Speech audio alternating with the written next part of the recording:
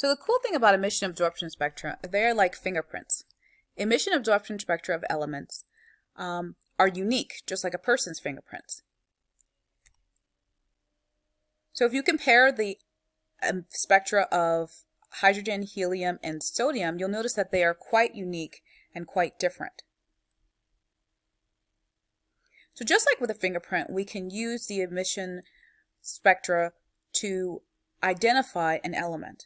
So take an unknown element here. Here we have the absorption spectrum of the unknown element, and here we have emission spectra of helium, carbon, and hydrogen. Based on what you know, which element is our unknown element? Is it helium, carbon, or hydrogen? That's right, it's hydrogen. And you know that because the bands for hydrogen and the unknown element match up. So once again, even though this is at the top is an absorption spectrum and the bottom we have emission spectra, the bands will still match up because the transitions are the same. Now, emission and absorption spectra can also be used to identify elements in a mixture, again by simply matching up the spectral lines or bands. So here we have an unknown mixture, and here we have the emission spectra for several elements: hydrogen, helium, sodium, and calcium. You notice that the first set of bands corresponds to hydrogen, so we know that this mixture contains hydrogen. And the second set of bands corresponds to helium, so we know it contains helium. So we will say that this mixture is made up of both helium and hydrogen because it contains bands from these two elements. All right, now you give it a go. What elements is or are in the unknown?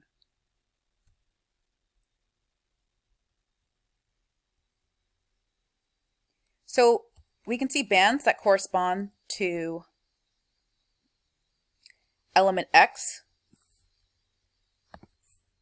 and we see bands that correspond to element A. So we know that this unknown contains a mixture from element X and element A.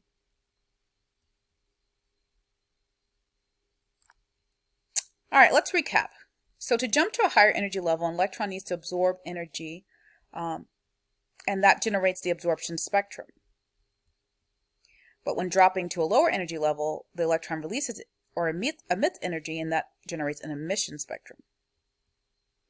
Emission and absorption spectra are like fingerprints and can be used to identify an element. Just match the lines to a known element. So let's go through our success criteria. We described how emission absorption spectra are generated. We read the electromagnetic spectra, specifically in the visible region. So we learned that violet light has a higher energy than red light. And we can also say that violet light has a lower wavelength, since that corresponds to a higher energy, than red light, and red light has a longer wavelength. We use the emission spectra, well, we could also use the absorption spectra to identify an unknown. And we discussed or used some of these key terms. So you're going to use the information that you gained from this to help you better understand your flame test lab.